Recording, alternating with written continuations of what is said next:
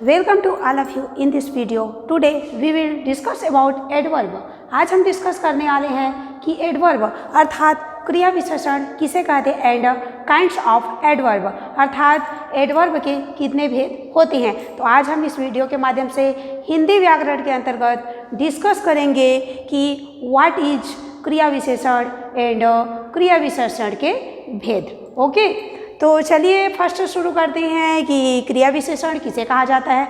तो उसके पहले हम लोग देख लेंगे कि विशेषण किसे कहा जाता है, और उसके पहले हम लोग देखेंगे कि क्रिया का अर्थ है कोई भी कार्य, किसी कार्य का होना पाया जाए जहाँ पर उसे हम क्रिया कहेंगे। बोलने का सीधा अर्थ है कि कोई भी कार्य को हम क्रिया कहेंगे, चाहे वो कोई भी कार्य हो, अर्थात वर्ग को ही हम लोग बोलेंगे क्रिया। अब उसके बाद देखेंगे विशेषण किसे कहा जाता है। तो विशेषण वे शब्द होते हैं जो किसी संज्ञा या सर्वनाम की विशेषता बताती हैं, लेकिन यहाँ पर क्रिया विशेषण शब्द वे विशेषण शब्द होती हैं जो कि किसी क्रिया अर्थात कार्य, जो कार्य हो रहा है या होगा या हो चुका है, उस कार्य की विशेषता बताए तो उसे हम क्रिया विशेषण शब्द कहेंगे। बोलने का सीधा अर्थ है कि क्रिया विशेषण एक प्रकार के शब्द ही हैं जो कि किसी भी क्रिया की विशेषता बताती हैं, किसी भी कार्य की क्रिया की विशेषता बताती हैं, वे क्रिया विशेषण शब्द कहलाते हैं। तो यहाँ पर इसको देख लेंगे, क्रिया की विशेषता बताने वाले शब्द क्रिया विशेषण शब्द होते हैं, अर्थात क्रिया की विशेषता बताने वाले शब्द को हम क्रिया विशेषण कहते हैं, अर्थात क्रिया की विशेषता बताने वाले शब्दों को हम क्रिया विशेषण शब्द कहते हैं। अब चलिए हम लोग जस्ट आगे बढ़ जाते हैं कि एडवर्ब क्या हो गया तो समझ में आ गया। अब जस्ट हम लोग देखेंगे काइंड्स ऑफ एडवर्ब अर्थात क्रिया के भेद, अर्थात क्रिया के कितने भेद होती हैं, किस किस प्रकार से हम क्रिया की विशेषता बता सकते हैं, अर्थात जो कार्य है या हो रहा है या हो चुका है या होगा उसकी विशेषता हम किस प्रकार से बताएंगे, या फिर हम उसकी विशेषता किसी स्थान से रिलेटेड बताएंगे, उसके गुण दोष या फिर तो उसके अनेकों, देखिए जैसे परिणाम या फिर परिमाप बोल सकते हैं, रीति काल के माध्यम से अगर हम किसी कार्य की विशेषता बताते हैं, किसी क्रिया की विशेषता बताते हैं तो वह क्रिया विशेषण कहलाएगा। बोलने का सीधा अर्थ है कि क्रिया की विशेषता बताने वाले शब्द को क्रिया विशेषण कहते हैं। क्रिया विशेषण के 4 भेद होते हैं, क्रिया विशेषण के 4 भेद होती हैं। कितने भेद होती हैं? 4 भेद होते हैं। तो फर्स्ट देखेंगे स्थानवाचक क्रिया विशेषण। फर्स्ट है हम लोगों का स्थानवाचक क्रिया विशेषण। तो वो वे क्रिया विशेषण शब्द अर्थात वे विशेषण शब्द जो कि क्रिया की विशेषता उसके स्थान के हिसाब से बताए। मतलब बोलने का सीधा अर्थ है कि अगर क्रिया की विशेषता, कोई शब्द अगर क्रिया की विशेषता बताता है तो क्रिया की विशेषता बताने के लिए वह स्थान का प्रयोग करता है, अर्थात स्थान के माध्यम से क्रिया की विशेषता बताता है, तो वे शब्द स्थानवाचक क्रिया विशेषण के अंतर्गत आएंगे। देखिए यहीं पर स्थान दिया है, तो वे क्रिया विशेषण शब्द अर्थात वे विशेषण शब्द जो क्रिया की विशेषता उसके स्थान के हिसाब से बताए। मतलब विशेषता तो बता रहा है लेकिन वो स्थान के हिसाब से बता रहा है, अर्थात स्थान के माध्यम से बता रहा है कि क्रिया की विशेषता कि वह इस स्थान में है, उस स्थान में है, कहाँ जाता है, कहाँ आता है, इस प्रकार से।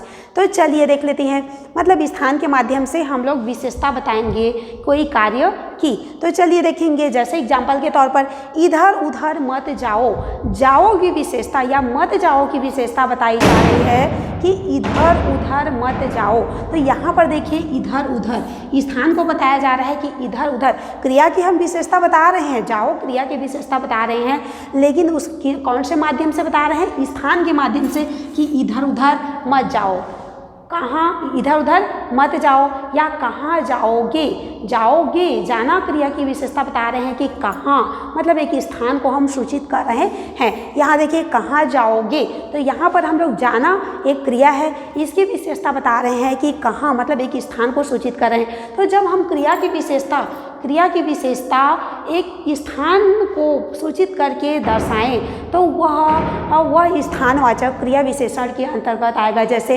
भीतर जाओ, बाहर आओ, अंदर जाओ, इधर उधर मत करो, मतलब किसी भी कार्य की विशेषता बता रहे हैं कि जैसे माध्यम से हम लोग, मतलब स्थान के माध्यम से, कहाँ, भीतर, बाहर, पास, दूर, नज़दीक, आसपास, या फिर तो इधर उधर वगैरह वगैरह। तो इस प्रकार से आप समझ सकते हैं कि स्थानवाचक क्रिया विशेषण वे क्रिया विशेषण शब्द अर्थात क्रिया की विशेषता बताने वाले वे शब्द होते हैं जो कि क्रिया की विशेषता उसके स्थान के माध्यम से दर्शाते हैं, तो उसे हम स्थानवाचक क्रिया विशेषण कहते हैं। ओके, अब जस्ट सेकेंड की ओर हम लोग बढ़ जाते हैं कि कालवाचक क्रिया विशेषण अर्थात देखिए क्रिया विशेषण के 4 भेद होते हैं। फर्स्ट हो गया स्थानवाचक क्रिया विशेषण और सेकेंड हो जाता है कालवाचक क्रिया विशेषण। इसको आप पूर्ति करोगे तो कालवाचक क्रिया विशेषण, सेकेंड है कालवाचक क्रिया विशेषण। तो यहाँ पर देखिए काल दिया है, काल मतलब होता है समय, काल मतलब होता है समय जिसे संस्कृत में बोला जाता है धातु।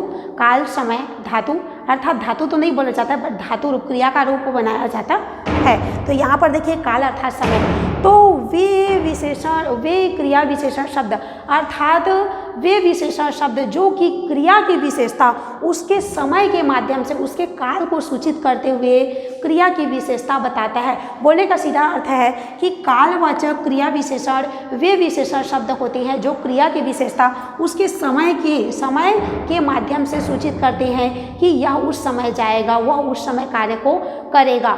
तो यहाँ पर देखिए जैसे समय संबंधी जो विशेषण शब्द होते हैं जो क्रिया की विशेषता बताते हैं वे कालवाचक क्रिया विशेषण शब्द कहलाते हैं। जैसे आज, अभी, सदा, कब, तुम कब जाओगे, तुम हर हमेशा जाओगे, तुम कब आओगे।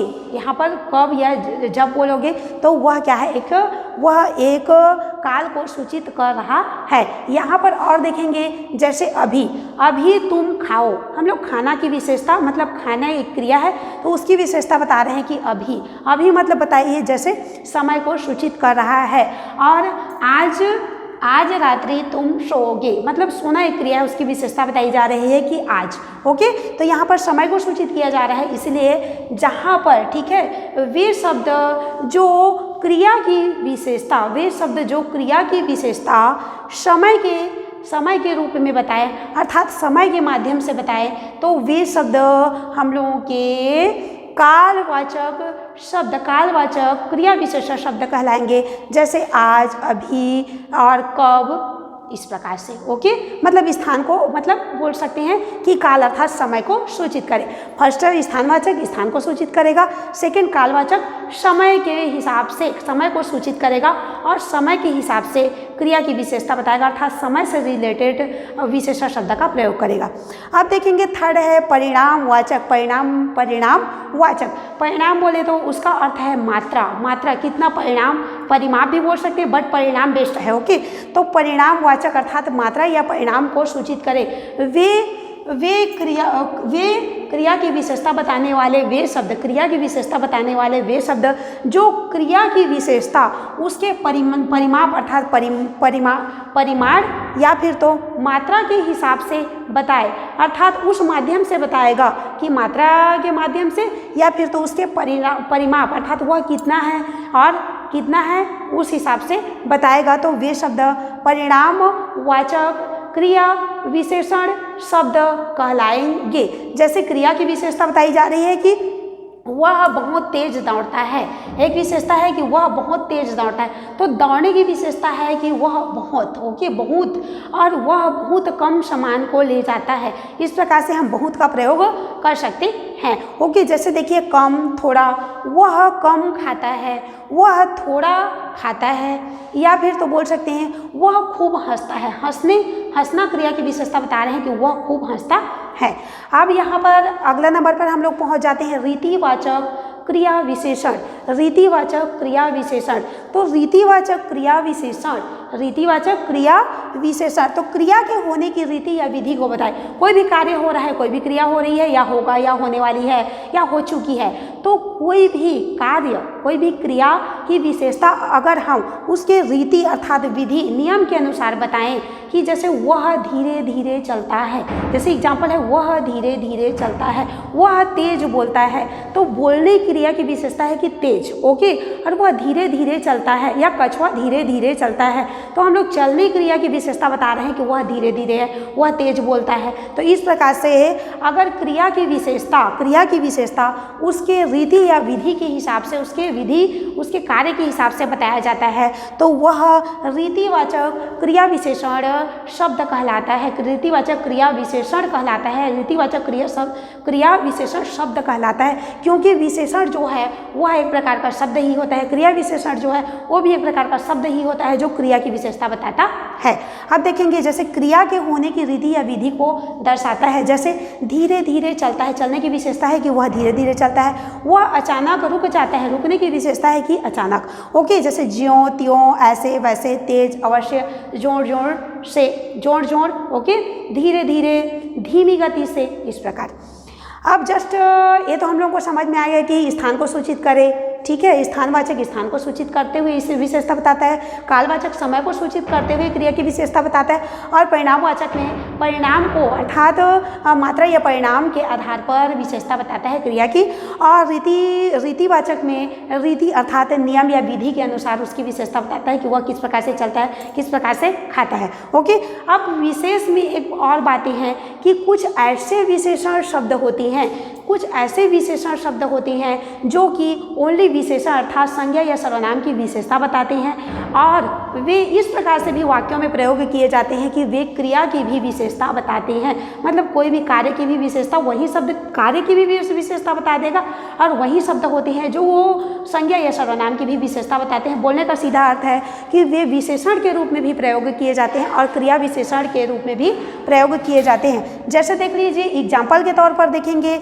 जैसे अधिक, एक शब्द है अधिक, अच्छा, और शब्द है देखिए अच्छा, तेज, सीधा, कम या थोड़ा। ये ऐसे शब्द हैं जो कि ओनली विशेषण के रूप में भी प्रयोग किए जाते हैं, जैसे संज्ञा या सर्वनाम की विशेषता बताएंगे, और क्रिया की भी विशेषता बताने के लिए इन शब्दों का हम प्रयोग कर सकते हैं। जैसे देखिए, उसके पास अधिक धन है, उसके पास अधिक धन है, मतलब बोलने का अर्थ है, जैसे सेकेंड एग्जाम्पल पे आप लोग बेस्ट तरीके से समझ सकते हैं, यह लड़का अच्छा है। यहाँ पर हम लोग लड़का संज्ञा की विशेषता बता रहे हैं कि वह क्या है, अच्छा है, संज्ञा की विशेषता बता रहे हैं कि वह अच्छा है। बट इसको हम लोग दूसरे तरीके से भी यूज कर सकते हैं। देखिए, संदीप अच्छा गाता है, यहाँ पर गाना क्रिया की विशेषता बता रहे हैं कि वह अच्छा, ठीक है, वह अच्छा गाता है, गाने की विशेषता भी है, यहाँ पर गाना एक क्रिया हो रही है तो वह क्या है, अच्छा। तो यहाँ पर हम लोगों ने समझा कि कुछ ऐसे भी शब्द होते हैं, कुछ ऐसे भी विशेषण शब्द होते हैं जो कि संज्ञा या सर्वनाम की ही विशेषता बताते हैं, और इस प्रकार से जो शब्द हैं वे क्रिया की भी विशेषता बताते हैं, और ज्यों के त्यों रूप में। जैसे देखिए, यहाँ पर अच्छा है तो उसके पास अधिक, यहाँ पर जैसे अधिक है तो उसके पास अधिक धन है, उसकी विशेषता है, राम श्याम मोहन जो भी है उसकी विशेषता है कि वो उसके पास क्या है, अधिक धन है। मतलब यहाँ पर अधिक के माध्यम से हम उसकी विशेषता बताएं, और वह अधिक बोलता है, यहाँ पर बोलने की विशेषता है कि वह क्या है, अधिक बोलता है। मतलब क्रिया की विशेषता बता रहे हैं, बोल क्रिया की विशेषता बता रहे हैं कि वह अधिक है। तो इस प्रकार से आज का हमारा टॉपिक क्रिया विशेषण किसे कहते हैं, क्रिया विशेषण के कितने भेद होते हैं, और कुछ विशेष शब्द जिनका प्रयोग ओनली विशेषण और क्रिया विशेषण दोनों रूपों में किया जाता है। तो यहाँ से आज का हमारा टॉपिक क्रिया विशेषण यहाँ से कंप्लीट होता है। Thank you.